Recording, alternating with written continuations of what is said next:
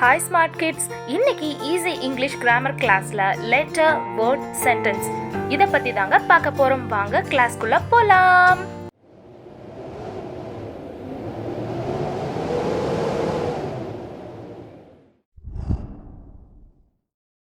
Language அதாவது மொழி. அப்படின்னா நாம நினைக்கிறத மற்றவங்களுக்கு சொல்றதுக்காக உருவாக்கப்பட்டதாங்க லாங்குவேஜ்.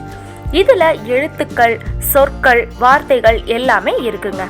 ஒரு லாங்குவேஜ் கத்துக்கும் போது ஃபர்ஸ்ட் அதோட லெட்டர்ஸ் கத்துக்கணுங்க. அதுக்கப்புறம் அந்த லெட்டர்ஸ் யூஸ் பண்ணி வேர்ட்ஸ் நம்ம ஃபார்ம் பண்ண கத்துக்கணும். அதுக்கப்புறம் அந்த வேர்ட்ஸை வச்சு எப்படி சென்டென்சஸ் ஃபார்ம் பண்றது அப்படிங்கறத கத்துக்கணும்.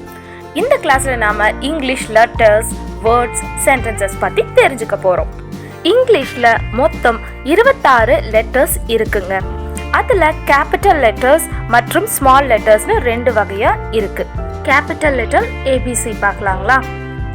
ஏ, B, C, D, E, F, G, H, I, J, K, L, M, N, O, P, Q, R, S, T, U, V, W, X, Y, Z.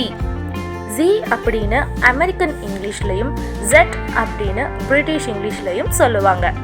இதுதாங்க ஸ்மால் லெட்டர்ஸ். இதுவுமே கேபிட்டல் லெட்டரோட சேம் ப்ரொனன்சியேஷன்ல தான் வரும். தமிழ் மொழி போலவே இங்கிலீஷ் மொழியிலையும் உயிரெழுத்துக்கள் இருக்குங்க. உயிரெழுத்துக்கள் தான் நம்ம வவல்ஸ் அப்படின்னு சொல்லுறோம். அதுல 5 வவல்ஸ் இருக்குங்க. என்னென்னா ஏ, இ, ஐ, ஓ, யூ. இதை தவிர மற்ற 21 எழுத்துக்களை நம்ம மெய்யெழுத்துக்கள், அதாவது கான்சனன்ட்ஸ் அப்படின்னு சொல்லுவோம். வவல்ஸுக்கு தனி ஒலி உண்டுங்க, ஆனா கான்சனன்ட்ஸ்க்கு தனி ஒலி இல்லை. ஒரு லெட்டர் அப்படி இல்லைன்னா அதுக்கு மேற்பட்ட லெட்டர்ஸ் சேர்ந்து ஒரு பொருளை குறிப்பது தாங்க சொல், அதாவது வேர்ட் அப்படின்னு நம்ம சொல்றோம். ஃபார் எக்ஸாம்பிள், ஐ, ஏ இது போன்ற ஓர் எழுத்தை கொண்ட சொற்களும் இருக்கு. கோ, கேப், டியூப், ஸ்ட்ராங் இந்த மாதிரி பல எழுத்துக்கள் கொண்ட சொற்களும் இருக்குங்க. சென்டென்ஸ் அதாவது வாக்கியம். A sentence is a group of words arranged in an order. அப்படின்னா பொருள் தரக்கூடிய பல வார்த்தைகள், அதாவது பல வேர்ட்ஸ் சேர்ந்து பொருள் தரக்கூடிய சென்டென்ஸை ஃபார்ம் பண்ணுங்க. For example, he is playing football. Playing football he is. இதுல ஃபர்ஸ்ட் சென்டென்ஸ் தாங்க கரெக்டான ஒரு சென்டென்ஸ். செகண்ட் ஒன், வேர்ட்ஸை நம்ம தப்பா பிளேஸ் பண்ணியிருக்கோம், அதனால அதோட மீனிங் இல்லாம போயிருது. அதை நம்ம ஒரு சென்டென்ஸ் அப்படின்னு சொல்ல மாட்டோம்.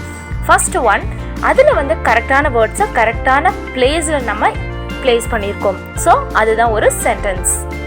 இந்த ஈஸி இங்கிலீஷ் கிராமர் கிளாஸ்ல நீங்க லாங்குவேஜ்னா என்ன, அதுல லெட்டர்ஸ் என்னென்ன இருக்கு, வேர்ட்ஸ் எப்படி உருவாகுது, சென்டென்ஸ் எப்படி உருவாகுது அப்படிங்கறத பத்தி தெரிஞ்சுக்கிட்டீங்க.